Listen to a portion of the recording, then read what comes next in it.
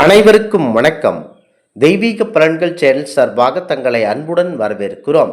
இன்று நம் காணொளியில் காண விரும்புவது சந்திர கிரகணம் 2026 12 ராசிக்குரிய ராசி பலன்கள் பற்றி இந்த காணொளியில் பார்க்கலாம். வாருங்கள் காணொளிக்கு செல்லலாம். மறக்காமல் ஒரு சப்ஸ்கிரைப் செய்யவும். 2026 ஆண்டின் முதல் சூரிய கிரகணம் வருகின்ற மார்ச் மாதம் 3ஆம் தேதி நிகழப்போகிறது. இந்த சந்திர கிரகணம் ஒரு வானியல் நிகழ்வு மற்றும் முக்கிய ஜோதிட நிகழ்வாக அனைத்து மக்களாலும் பார்க்கப்படுகிறது.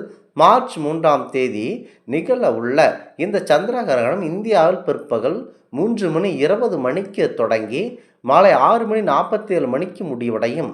இதன் விளைவாக சந்திர கிரகணம் 3 மணி நேரம் 27 நீடிக்கின்றன. இதன் சுக்த காலம் காலை 6:20 தொடங்கும்.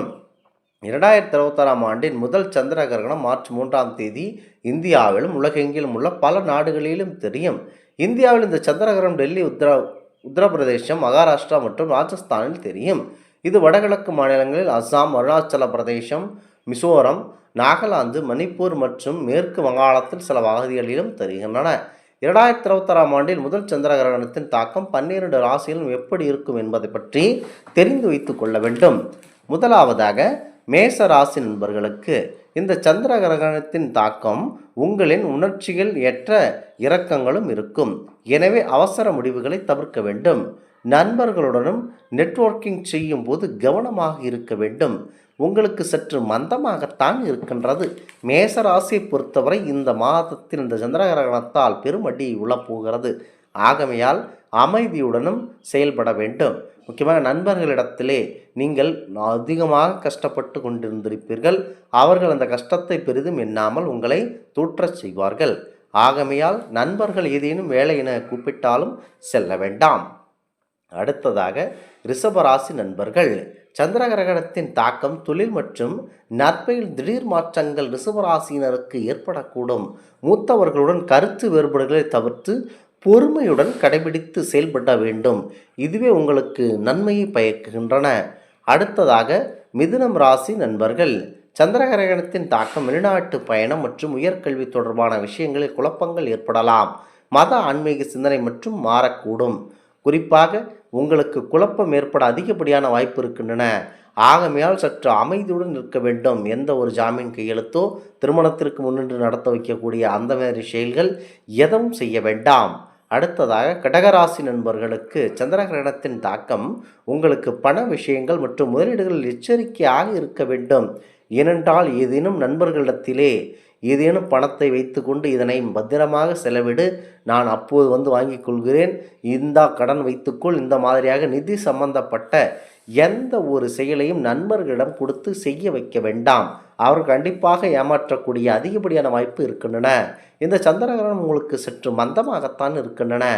அடுத்ததாக சிம்மராசி நண்பர்கள், சந்திர கிரகணத்தின் தாக்கம் உங்களுக்கு அதிகப்படியான தாக்கத்தை ஏற்படுத்துகின்றன. முக்கியமாக திருமண உறவுகளில் கணவன் மனைவி இடையே அதிகப்படியான பதற்றம் ஏற்படுத்துகிறது. ஒருவருக்கொருவர் விட்டு கொடுக்கும் தன்மையை மனதில் வைத்து கொள்ள வேண்டும். இந்த சமயத்தில் உங்களுக்கு சந்திர கிரகணத்தால் மனது ரீதியான பிரச்சனைகள் உங்களுக்கு ஏற்படுத்தக்கூடுவார். ஆகமையால் இந்த ஈகோ பிரச்சனை போன்றவற்றை நிறுத்திவிட்டு ஒருவருக்கொருவர் விட்டு கொடுத்து வாழ்வதே நல்ல ஒரு முடிவாகும். நல்ல தகவல் தொடர்பை கண்டிப்பாக பேணுங்கள். முக்கியமாக இந்த ராசி நண்பர்கள் அமைதியுடன் இருக்க வேண்டும். அடுத்ததாக உங்களுக்கு அனைவரிடத்திலேயே முக்கியத்துவமாக இருக்க வேண்டும். அடுத்ததாக சிம்மராசி நண்பர்கள், சந்திரகிரகணத்தின் தாக்கம் முன்பு சொன்னது போல உங்களுக்கு அதிகப்படியான திருமண பதற்றம் இருக்கின்றன. அடுத்ததாக கன்னிராசி நண்பர்கள், கன்னிராசிக்காரர்கள் சந்திர கிரகண தாக்கம் உங்களுக்கு சற்று உடல் நலத்தை மற்றும் அதிகமாக பாதிக்கக்கூடும். அன்றாட வழக்கத்தில் சற்று கவனமாக இருக்க வேண்டும். வேலை அழுத்தம் கண்டிப்பாக அதிகரிக்கலாம். எனவே சமநிலையை கண்டிப்பாக தேர்ந்தெடுங்கள். கன்னிராசி நண்பர்களை பொறுத்தவரை தொழில் தொடங்குவது சற்று அமைதியுடன் இருக்க வேண்டும். எந்த ஒரு பணத்தை கொண்டு போய் எதிலும் போட வேண்டாம். எந்த ஜாமீன் கையெழுத்து, அடிதடி பிரச்சனைகள், கோர்ட்டு வம்பு வழக்குகள் இதெல்லாம் வரக்கூடுகின்றன. ஆகமையால் சற்று அமைதியுடன் இருப்பது உங்களுக்கு நல்லதாகும்.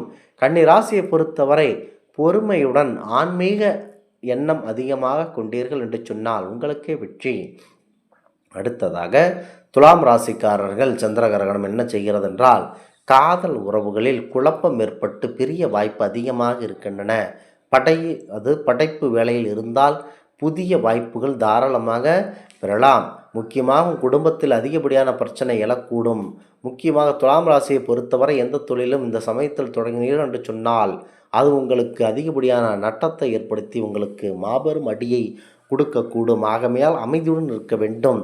விருச்சிக ராசி நண்பர்கள், அடுத்ததாக குடும்ப விஷயங்களில் திடீர் முடிவுகள் உங்களுக்கு நல்லபடியான சாதகமாகும்.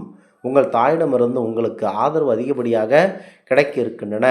சொந்த பந்தங்கள், குடும்ப இரத்த உறவுகளிடமிருந்து உங்களுக்கு அதிகப்படியான எதை ஒரு வேலையை செய்தீர்கள் என்று சொன்னாலும் அவருடைய அறிவுரை கேட்டு நீங்கள் செய்தீர்கள் என்று சொன்னால் வெற்றி உங்களுக்கே கிடைக்கும். முக்கியமாக உடன் பிறந்தவர்கள் யாராக இருந்தாலும் அவர்களின் அனுசரிப்புடன் நடந்து கொண்டீர்கள் என்று சொன்னால் உங்களுக்கே முழு வெற்றி. அடுத்ததாக தனுசு ராசி நண்பர்கள், தவறான புரிதல்கள் ஏற்படக்கூடும் என்பதனால் தகவல் தொடர்புகளில் சற்று கவனமாக இருக்க வேண்டும். எதை செய்தாலும் தவறான புரிதலுடன் செய்தீர்கள் என்று சொன்னால் உங்களுக்கு அதிகப்படியான வெற்றி கிடைக்காது. குறிப்பாக தனுசு ராசியை பொறுத்தவரை அமைதியுடன் இருப்பதே நல்லதாகும். அடுத்ததாக மகர ராசி நண்பர்கள், சந்திர கிரகணத்தின் தாக்கம் நிதி ஏற்ற இறக்கங்கள் உங்களுக்கு அதிகப்படியாக சாத்தியமாகும். உங்கள் செலவினங்களை கட்டுப்படுத்துங்கள். தன்னம்பிக்கை குறையக்கூடும். அதனால் ஆன்மீக சிந்தனையில் உள்ளே புகுந்தால் உங்களுக்கு வெற்றி கிடைக்கும். உங்களுக்கு தன்னம்பிக்கை குறையும் போது பரமூர் சிவபெருமானையும் ஆஞ்சநேயரையும் வழிபடுங்கள். அடுத்ததாக கும்பராசி நண்பர்கள், சந்திர கிரகணத்தின் தாக்கும் ஆளுமை மற்றும் சிந்தனையில் குறிப்பிடத்தக்க மாற்றங்கள் சாத்தியமாகும்.